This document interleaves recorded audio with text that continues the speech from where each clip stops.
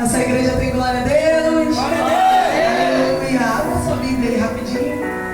No livro do Evangelho de Marcos, capítulo de número 10. O versículo é o 17. Marcos, capítulo de número 10, o versículo é 17. Enquanto você procura, eu quero profetizar sobre a vida da minha liderança, que mais uma vez me concedeu esse espaço, esse altar para profetizar sobre a noiva de Cristo. Pastor, é engraçado que quando eu estava montando o esboço, aleluia, o Senhor me mostrava como se houvesse um checklist de empresa. Não sei se o Senhor lembra, quando na empresa, quando tem uma empresa grande, tem os seus afazeres no papel. Não sei se todos sabem, Claudião, que tem isso, né? Aí, conforme a gente for fazendo o trabalho, a gente vai ticando, né? Dando ok na tarefa.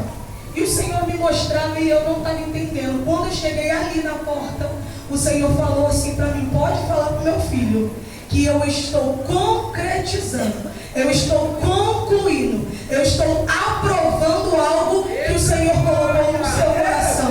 O Senhor está aprovando no céu, então na terra vai acontecer. Quem crê? E para a igreja o Senhor manda dizer: se esforça para acompanhar o crescimento dessa terra. Fala para alguém que está do seu lado: me perdoa o incômodo. Pode falar: me perdoa o incômodo. Eu estou em crescimento. Aleluia. Você pode aplaudir o Senhor por essa palavra? Aleluia. Marcos, capítulo de número 10, o versículo é o 17, que tem um título assim: um homem que deseja possuir tudo. Quem achou, diga: domingo da família. Eu vou ler e você acompanha. E colocando-se Jesus a caminho, correu um homem ao seu encontro e ajoelhou-se e indagou-lhe: bom mestre, o que devo fazer para herdar a vida eterna? Versículo 18, desculpa. Replicou-lhe Jesus: por que me chamas bom? Ninguém é bom a não ser um que é Deus. Tu conheces os mandamentos? Não matarás, não adulterarás, não furtarás, não dirá falso testemunho, não enganarás ninguém, honra teu pai e tua mãe. Ao que o homem declarou: mestre, tudo isso tenho obedecido desde a minha infância. 21. Então Jesus o olhou com compaixão. Vou repetir essa frase. Então Jesus o olhou com compaixão. Em outras traduções diz: então Jesus olhou e o amou e lhe revelou: contudo te falta algo mais importante. O que? Vai, vende tudo que tem, entrega-o aos pobres e receberá um tesouro no céu. Então vem e segue-me. Diante disso, repete após mim: diante disso, o homem abateu-se profundamente e retirou-se entristecido, pois possuía muitos bens. Você se assenta dando glória a Deus. Aleluia.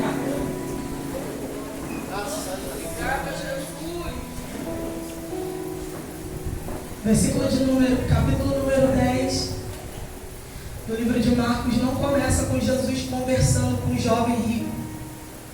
O capítulo de número 10 começa com Jesus entrando na Judéia. Judéia no hebraico significa louvor. Então o capítulo 10 começa com Jesus entrando no local de louvor, no local de adoração, local de alegria, local de música, local de cântico. E quando a gente entende que o ambiente é de louvor, de adoração, de cântico, a gente percebe ou acha ou entende que o ambiente é propício para conversas propícias. A gente entende que o ambiente espiritual existem conversas boas. Presta atenção. A gente entende, ou o nosso psicológico dá a entender, que quando o ambiente é aprovado por Deus e Deus está no lugar, a conversa condiz com que o ambiente permitir e está proporcionando. Logo, quando Jesus entra no local de adoração judeia, quando Jesus reúne os discípulos e também os fariseus, a conversa que está na mesa é sobre divórcio. Meu Deus. Quando Jesus entra na Judeia, o local de adoração, o local de música, o local de cântico, o local de adoração, de prostração, a gente pensa que a conversa vai ser sobre adoração, pastor. A gente pensa que a conversa vai ser sobre o próximo culto que a gente vai fazer. A gente pensa que a conversa é sobre o culto que está acontecendo. Mas quando Jesus chega no culto, o que está na mesa sendo conversado é sobre algo que é totalmente o contrário ao Evangelho. A conversa é sobre divórcio. Lídia vai falar sobre divórcio? Não, quem tem que falar isso é o pastor, mas eu estou falando sobre o texto. Jesus começa o texto, Jesus começa, entra na Judeia, senta no meio da roda de crente, e a conversa do crente não é sobre louvor, não é sobre adoração, a conversa é sobre divórcio. O que é divórcio? Divórcio nada mais é do que separação, totalmente o contrário do Evangelho. O Evangelho é a favor da família, o Evangelho é multidão, é povo, é crescimento, e a conversa que está na roda é sobre separação, sobre diminuição, sobre destruição. Então eu entendo que nem sempre o ambiente propício para adoração tem gente conversando sobre adoração. Ai, Jesus, eu vou falar. Às vezes, geralmente, a gente olha uma rodinha, conversa, contava, a gente acha, ali está Jesus, porque o povo que está ali é crente, mas quando Jesus chega, senta, a conversa é sobre separação. E eu quero liberar algo sobre a tua vida. Jesus não está nesse negócio de separação. O reino é sobre crescimento. O reino é sobre união, unidade. O reino não é sobre disseção, separação. Aleluia. Tem glória a Deus aí? Aí, os fariseus iniciam a conversa. Jesus, e sobre divórcio, o que é que você acha? Eu vou correr essa parte que nós não é para mim falar sobre isso, que nós temos um reverendo, alguém que discipula sobre isso. Mas o Senhor estava falando claramente. Quando você lê o texto de forma só para ler, você percebe, gente, que no texto Jesus está não com medo de responder, mas ele está evitando responder. Jesus está respondendo, mas os fariseus insistem em perguntar sobre a questão do divórcio. E o que eu entendo sobre isso? Tem orações, Espírito Santo, tem orações que o Senhor já respondeu na primeira oração. Só que a gente não está satisfeito com a resposta que Deus deu para a gente. Então a gente insiste de novo. Será, Jesus, que é isso mesmo? E Jesus responde, mas ele não quer responder. Jesus está tentando fugir do assunto porque ele já respondeu, ele já deixou claro. O Evangelho não é separação, o Evangelho é união, é casamento. Só que o que me chama a atenção, me deixa irritado, não é os fariseus perguntando. Se você ler o texto, você vai ver que depois que Jesus responde 2 vezes aos fariseus, quem tem dúvida é discípulo. Agora eu te pergunto, por que discípulo que anda com Jesus, que fala com Jesus, que prega perto de Jesus, que expulsa demônio, está interessado num assunto que não traz crescimento para a igreja? O Senhor está mandando falar para a igreja: evite conversações que separam o Evangelho do mundo da igreja. Evite. Jesus não está em determinados assuntos. Jesus não está envolvido em determinadas conversas. E Jesus já respondeu algumas orações. E ele está dizendo aqui de novo: eu não vou falar de novo. Eu não vou falar de novo. Caminhando os versículos. Aleluia. Jesus sai ele não aguenta esse assunto. E ele vai para onde? No meio de algumas crianças. Jesus se assenta perto de algumas crianças. Se você ler o texto, diz: Jesus abençoou as crianças. Jesus está sentado perto de algumas crianças. E algumas crianças vêm ter com ele. Algumas crianças vêm ver Jesus. Algumas crianças estão desesperados para ver Jesus. E o que me irrita nesse texto é que a palavra diz que os discípulos, ao ver a cena das crianças correndo em direção a Jesus, os discípulos, aqueles que deveriam abraçar, aqueles que deveriam apresentar, aqueles que deveriam trazer, sabe o que eles estão fazendo? Pegando as crianças pelo braço, jogando para longe de Jesus. Aí Jesus se levanta e fala: Deus, aleluia, não toque neles, porque deles é o reino do céu. Eu fiquei indignada porque eu não entendi. Por que deles é o reino do céu, Jesus? Vocês são pequenos, vocês são crianças. Não é assim que às vezes a gente fala? Será que é Deus mesmo que está usando essa criança? Será que é Deus mesmo que está usando o Rian? Será que é Deus mesmo usando os adolescentes na terra? Usando os jovens na terra? E eu me peguei perguntando: mas por que o reino de Deus é deles? Por causa da inocência? O Senhor falou: não. Não só isso. É por causa da inocência. É por causa da insistência em querer me ver. E alguém está impedindo. E eles não desistem. E eles não param. Querido, eu consigo ver a cena. Porque criança é chata. É chata. Pode falar. Eu tenho duas filhas, elas são chatas. Para insistir é para ser como criança. Para entrar no reino dos céus é para insistir de forma chata mesmo, igual as crianças. Já viu a cena? Fecha o olho rapidinho a cena. Os discípulos tirando as crianças de Jesus. E as mesmas crianças correndo por debaixo das pernas do discípulo, porque eles querem ver Jesus. E o Senhor está me liberando aqui para profetizar sobre a tua vida. Seja insistente como uma criança. Seja inocente como uma criança. Corre para Jesus como uma criança. Ainda que te impeçam, ainda que te peguem pelo braço, ainda que dizem que você está incomodando, ainda que dizem que você é chato, ainda que dizem que você está querendo ser assim. Corre para Jesus como uma criança.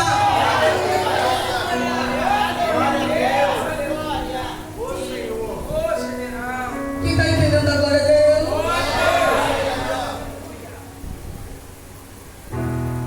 E quem está no meio das crianças, assistindo de longe? Um jovem que viu toda a cena, viu toda a insistência das crianças, viu toda a forma que uma criança se apresenta para Jesus. Um jovem que está olhando para uma criança e está copiando o exemplo de uma criança. Aí quando Jesus sai dessa cena e vai para uma outra direção, esse jovem que estava naquele cenário corre. Tá vendo? A cópia. Tá vendo o que ele imita? As crianças estavam correndo para Jesus. Ele vai e corre para Jesus. Quando ele corre para Jesus, ele fala: bom mestre, uma adoração. Senhor, porque num ambiente de louvor tem crente que adora, mas oh aleluia, oh aleluia, oh aleluia. Ele corre, imita uma adoração que ele viu lá atrás que deu certo, pastora Carla. Ele está imitando uma adoração que lá atrás Jesus aprova. Tem gente que no nosso meio imita a gente, pastor, só porque Jesus aprova. Tem gente que imita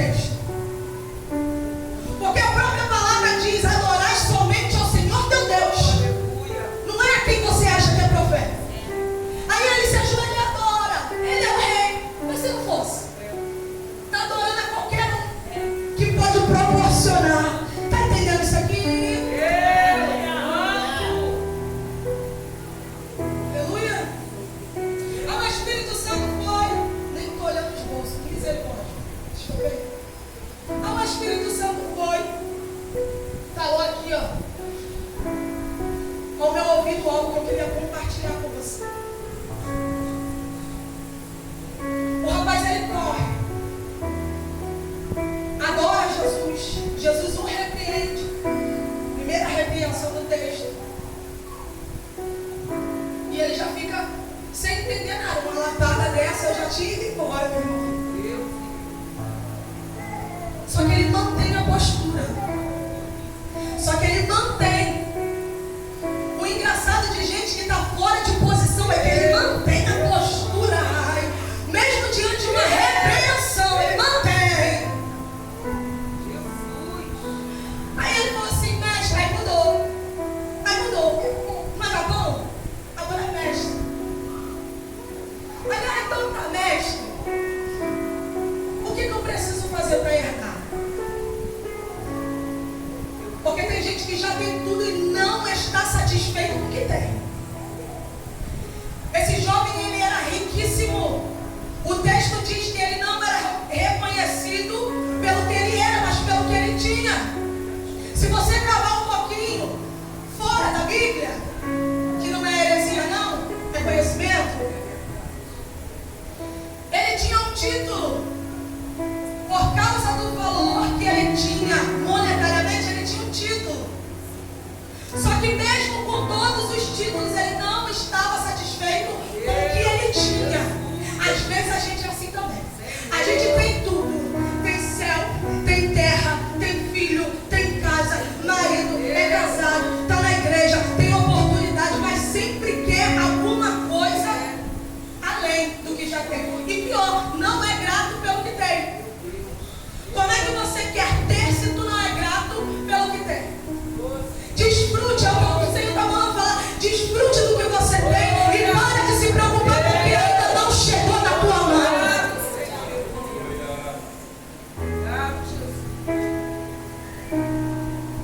Aí o Senhor falou assim, já que tu quer saber, eu não ia falar não, mas já que tu quer saber, tu conhece os mandamentos? Conhece. Tu conhece o mandamento? Conheço. Não matará? Conheço. Não furtará? Conheço. Não dará falso testemunho? Conheço. Tu honra teu pai e tua mãe? Jovem, tu honra teu pai e tua mãe? Conheço. Todas essas coisas que o Senhor está falando, eu conheço. Aí que entra a revelação que o Senhor me deu e eu quero compartilhar com vocês. Nós estamos terminando. Mas antes de eu entrar na revelação e entregar a oportunidade, eu queria que o Lucas mostrasse, não sei se você viu, se você já leu o texto, lembra? Que o Senhor fala para os discípulos assim. Os discípulos perguntam a Jesus: se para eles é impossível, se para ele que é rico tem tudo, é impossível entrar no reino de Deus, imagine para a gente que não tem nada. Porque eles ainda estavam com a ideia de que herdar os céus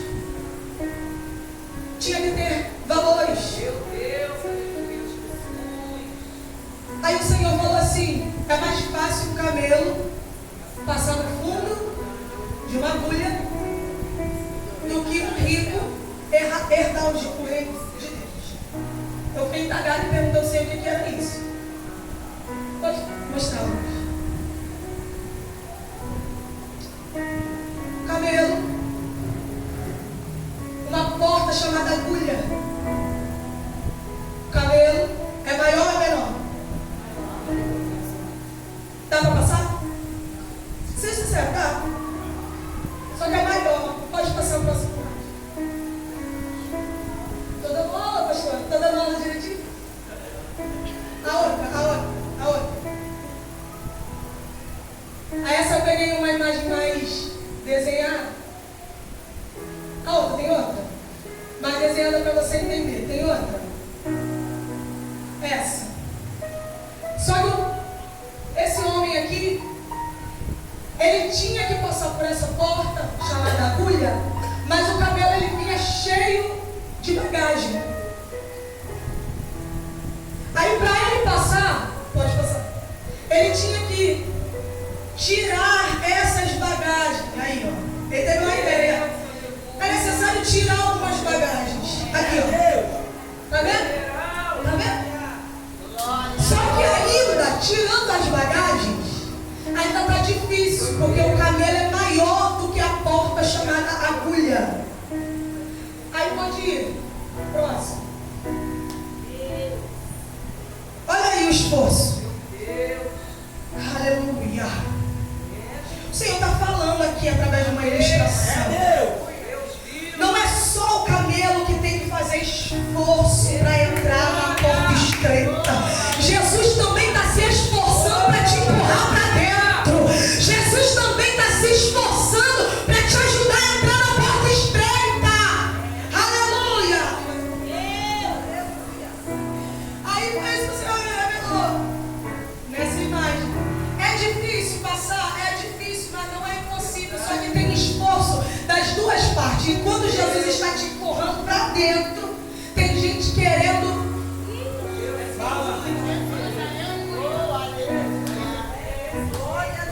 Tem gente que não está querendo entrar, gente. Tem gente fazendo força para fora. Por quê? Porque dói. Entrar e passar na porta estreita machuca, vai. Só que é dessa forma que o Senhor fala que a porta do reino dos céus não é larga, não é grande, ela é estreita. Só que o que me chamou a atenção e eu achei lindo é que a gente não está se esforçando sozinho. Enquanto a gente tenta entrar, Jesus está atrás, empurrando a gente para a porta estreita. Levanta a tua mão, o Senhor vai te ajudar a passar. O Senhor vai te ajudar a passar por essa porta. Aleluia, é estreita, machuca, dói. Mas Ele está conosco em todos os dias da nossa vida. Aleluia. Diga bem que está alguém do seu lado. Não é em vão. E também não é sozinho. Aleluia. Queria que você aplaudisse ao Senhor por essa revelação.